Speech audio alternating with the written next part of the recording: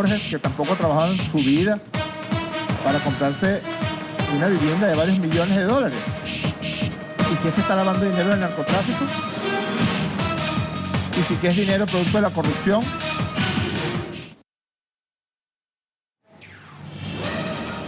¿Cómo está? Inicia Temas del Día. Vamos a revisar nuestra pregunta en Twitter. La tenemos aquí en pantalla. Alrededor de 3.000 hondureños se dirigen hacia Estados Unidos atravesando Centroamérica. El presidente Trump amenaza con cortarles la ayuda a esos países si permiten el avance de la caravana del migrante. ¿En manos de quién queda el destino de estas personas? Opinen. La víspera, al menos 500 migrantes hondureños llegaron a la ciudad de Guatemala, donde pasaron la noche en la casa del migrante. Para hoy se espera que otro grupo llegara a la capital de ese país en su ruta hacia Estados Unidos. ¿Qué los fuerza a salir de su nación de origen? ¿Qué vicisitudes padecen? ¿Qué dicen las autoridades? Le ampliamos en nuestro primer tema del día. Yo se lo pido en nombre de toda esta población que vamos de la pobreza, que lo dé un chance de trabajar. No vamos a delincuenciar. Y el que usted mire que anda delincuenciando tiene todo el derecho de regresarlo a su país. Son cerca de 3.000 los migrantes hondureños que han atravesado la frontera. Avanzan hacia la capital de Guatemala con el objetivo de llegar a Estados Unidos. La denominada caminata del migrante huye de la violencia en su nación. Buscan asilo en México, pese a las declaraciones del gobierno del presidente Peña Nieto y Donald Trump de que no aceptarán que avance esta caravana.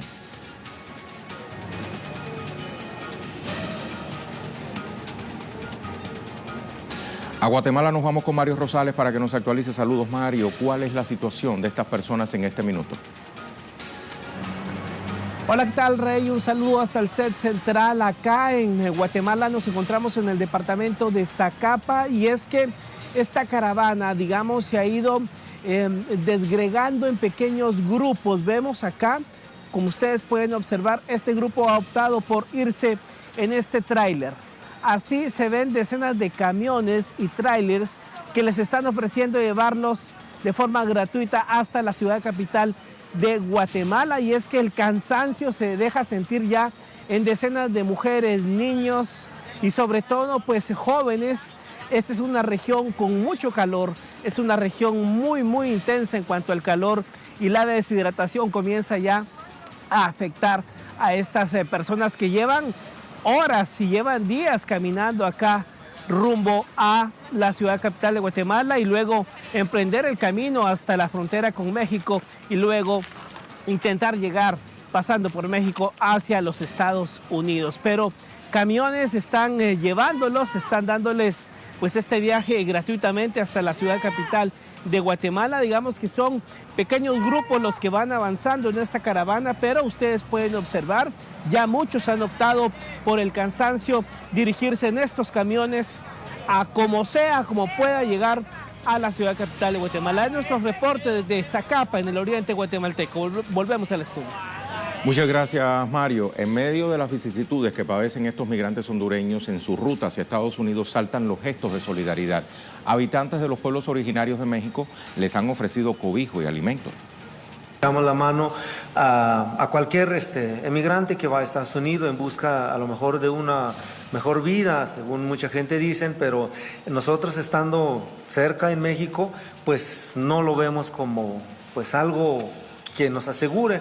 Al contrario, pues siempre nosotros creemos que Estados Unidos pues es nuestro enemigo más importante y que no solamente es para México, sino que es para todo el mundo. Con esta caravana que viene de Honduras, sabemos que México es un país sociable porque estamos todos los indígenas allí.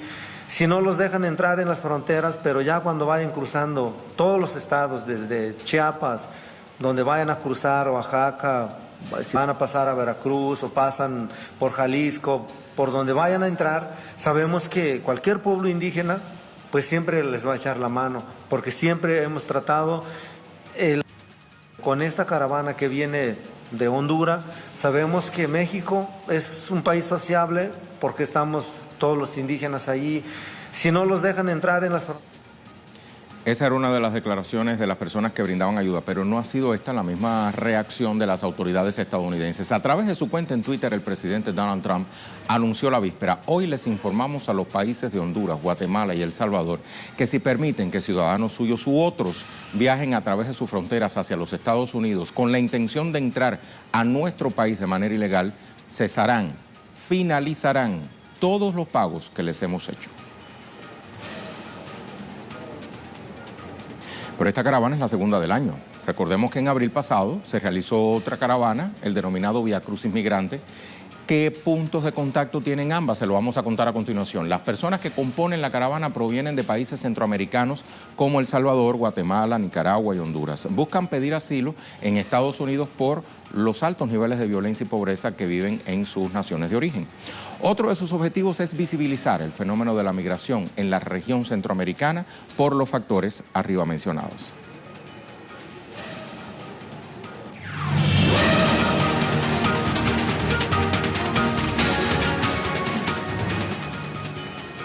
Tenemos entonces aquí la pregunta: alrededor de 3.000 hondureños se dirigen hacia Estados Unidos atravesando Centroamérica.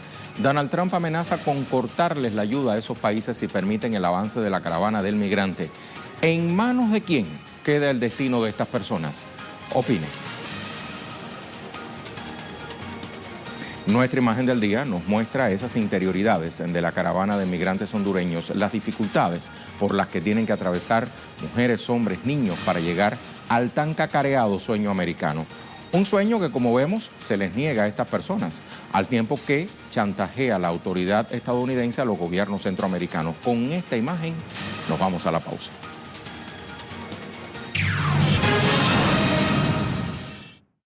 El juez del caso Cócteles no es el mismo juez del caso Anotación de Marcelo Bahía Oro.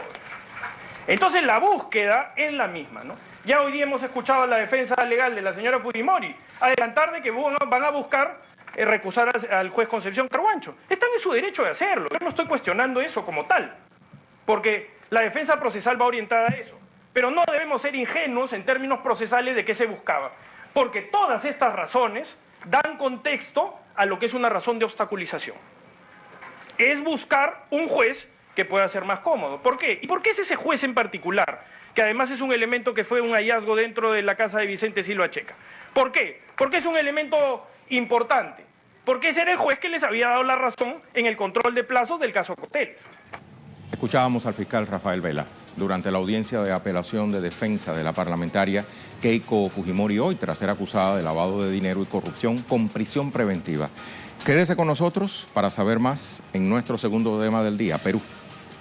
Luego de la apelación realizada por Keiko Fujimori contra la acusación, los jueces deberán decidir si le conceden libertad provisional a la hija del dictador Alberto Fujimori.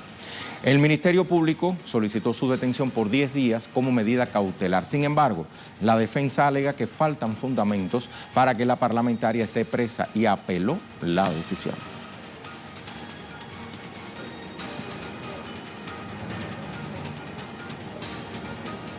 Jaime Herrera desde Lima con los pormenores. Saludos a Jaime. ¿En qué contexto se da esta detención de Keiko Fujimori y qué novedades hay?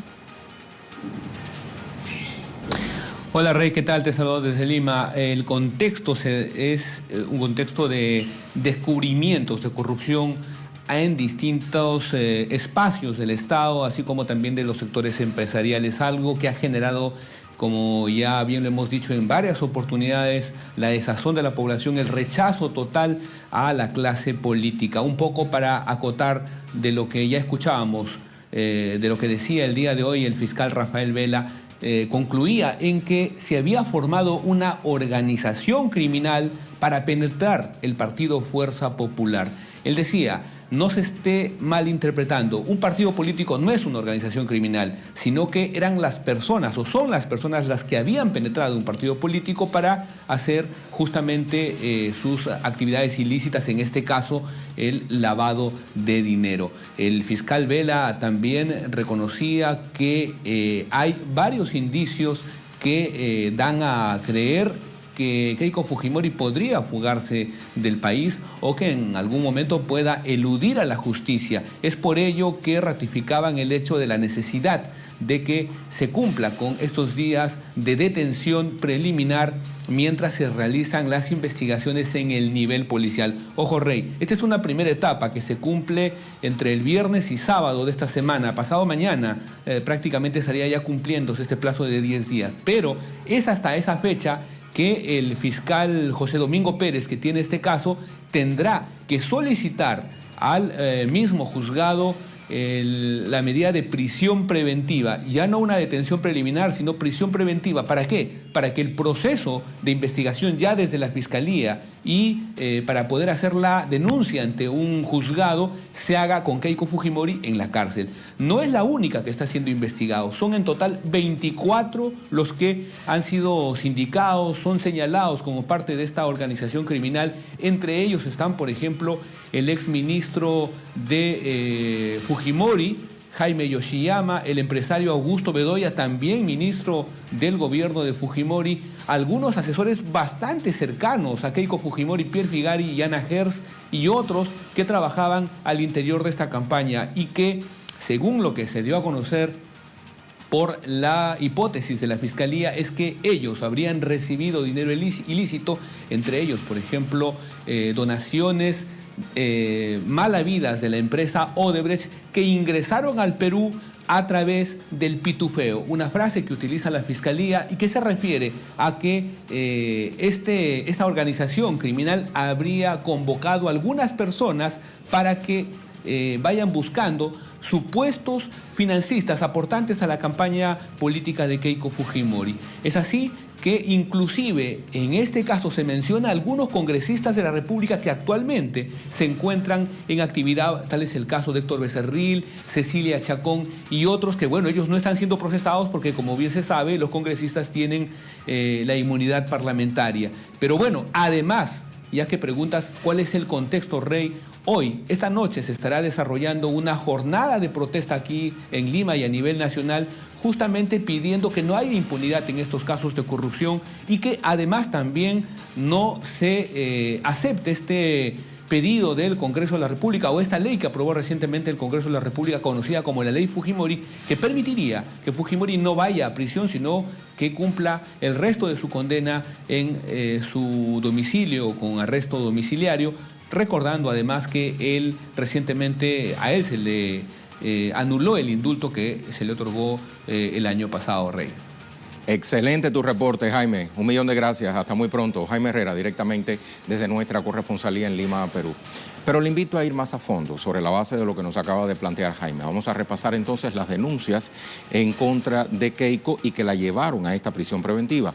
Es acusada de recibir aportes ilegales, como dicen los compañeros, desde la empresa Odebrecht del año 2011, que serían destinados a su campaña presidencial en la que finalmente resultó electo Pedro Pablo Kuczynski.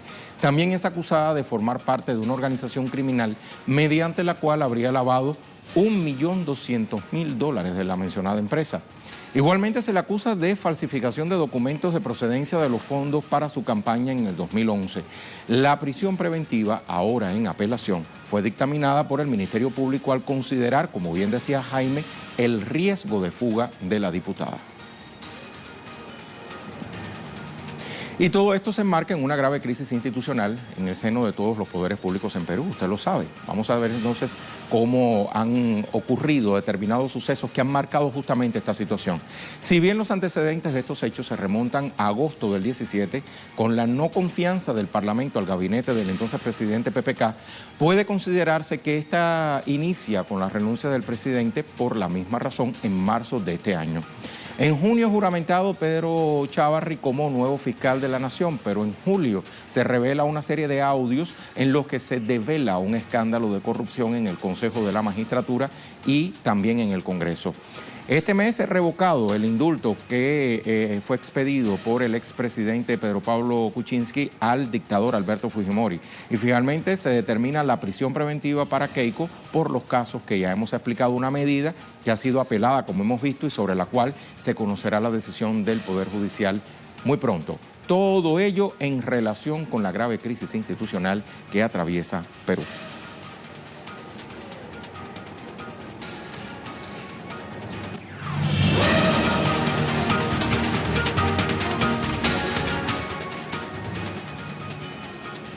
Le hablamos ahora de otros temas que también son noticias este miércoles. Revisamos las cuentas Twitter de nuestros corresponsales. Comenzamos en Cuba con Allen Fernández. El secretario del Consejo de Estado de Cuba, Homero Acosta, calificó hoy de único el debate del proyecto de nueva constitución de la isla. Recordó que es un proyecto y es perfectible. Destacó la participación de millones de cubanos que aportan criterios. Colombia. Tatiana Portela, el general en retiro, Mario Montoya, firmó el acta de sometimiento ante la JEP. Pese a esto, las víctimas afirmaron que Montoya debe comprometerse con la verdad y la reparación integral. Vamos a Brasil. Nacho Lemus, Haddad se reunió con pastores progresistas y abrió una grieta en las iglesias evangélicas que ya no son exclusividad de empresarios conservadores.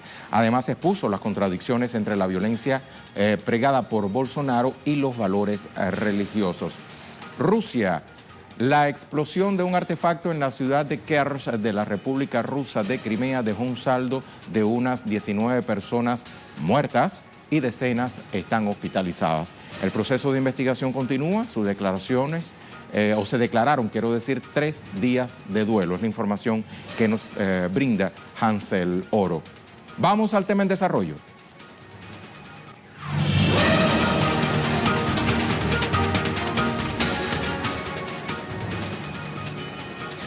Nuestro tema en desarrollo es Venezuela.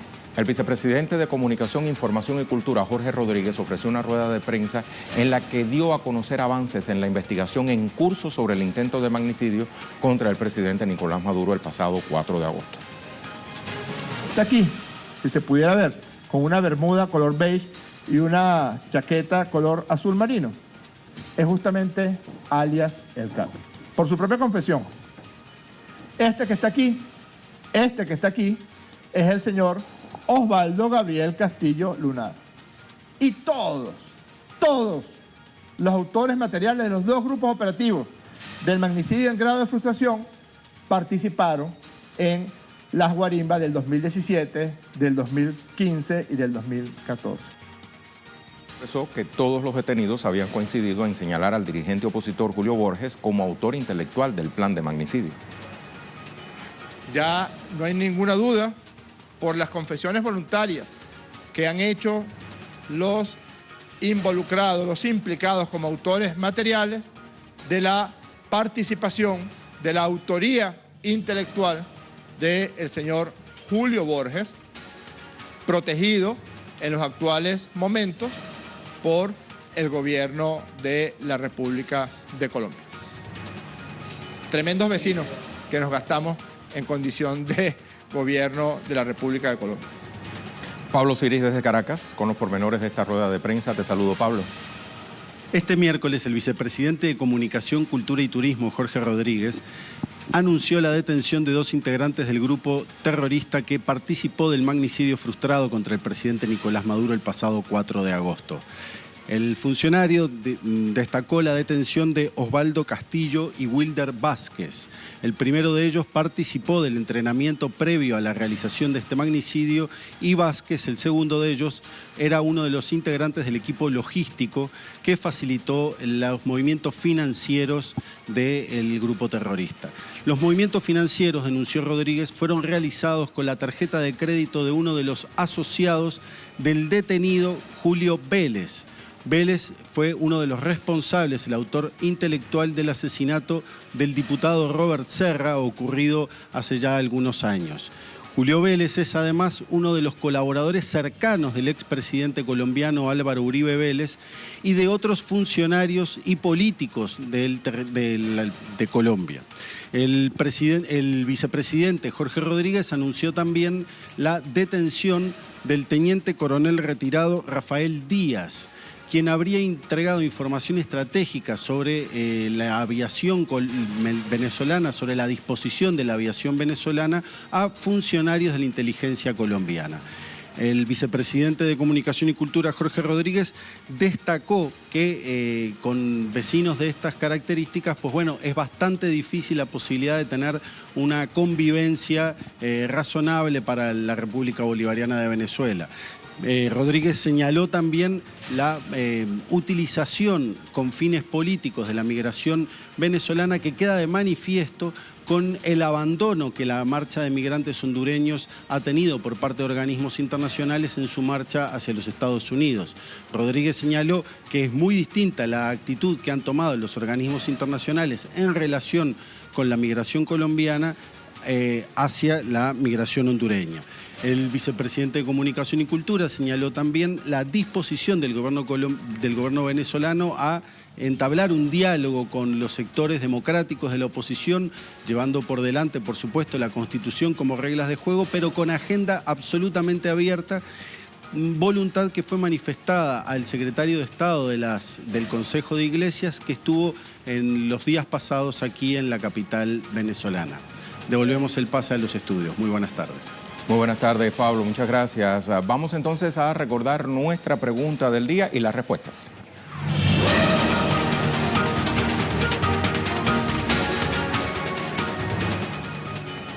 Repasamos la pregunta. Alrededor de 3.000 hondureños se dirigen hacia Estados Unidos atravesando Centroamérica. Donald Trump amenaza con cortarles preciso la ayuda a esos países si permiten el avance de la caravana del migrante. ¿En manos de quién queda el destino de estas personas? Preguntábamos. Vemos la primera respuesta. Esa migración tiene culpa el mismo gobierno de Trump, que apoyó el fraude de Morales para su reelección. El gobierno fallido. Queda en manos de ese pueblo continuar la lucha. Otra respuesta. Gilberto dice, de nadie, son pobres, por lo tanto no existen. Hasta el mismo Trump pidió desaparecerlo social y económicamente y amenazó con sanciones y dichos pobres siguen visibles bajo los cielos libres e imponentes. Una tercera respuesta, la de Leónidas. La respuesta es sencilla, quien tiene pobre a América Latina, Estados Unidos. Otra, aquí tenemos a Miguel Bolaño, la responsabilidad de la suerte de estas personas queda en manos de sus respectivos gobiernos, que deben dejar a un lado su miedo a los Estados Unidos y hacer valer los derechos humanos, la dignidad y el bienestar de su pueblo. Una quinta respuesta, la de Marley, porque se dan estos casos en diferentes puntos del mundo. Los culpables son las potencias en armas que han invadido a países como por ejemplo de África y países latinoamericanos. Ahora no se quejen, que son víctimas de su propio invento. Son estas potencias que han empobrecido a estos países. La sexta, Guillermo, todo queda en manos de los gobernantes, que son muchos. No puedo nombrar a nadie porque seguro me olvidaría de algunos, dice Guillermo. Arriba de Peña Nieto está Videgaray. Hay un señor más poderoso. No está Videgaray, decía él. Y a Otl, hablando de México, los genocidas yanquis de la Casa Blanca son los responsables, financiaron guerras civiles en Centroamérica, apoyaron y apoyan dictaduras cívico-militares y ahora no quieren hacerse cargo de ese fuerte problema social. Es una vergüenza que el gobierno de México se someta a Estados Unidos. Y por último, esta de Alex Roda, hacía tiempo que no nos escribía. Quedan en manos de la suerte. Los gobiernos de Centroamérica y México están completamente subordinados a los dictados de Estados Unidos. Ya veremos el papel de México cuando estén a la puerta de su frontera sur. Muchas gracias por su participación. Lo vamos a dejar con el video web del día, producciones audiovisuales que puede conseguir compiladas en la cuenta en Facebook de Telesur. Como le hemos contado en otras emisiones, en los océanos hay miles de toneladas de plástico flotando a la deriva, las llamadas islas de plástico, ¿recuerda? Bueno, extraer ese material de los mares se ha convertido en un objetivo fundamental de un grupo de ambientalistas. Con este video terminamos por hoy nuestro programa Temas del Día.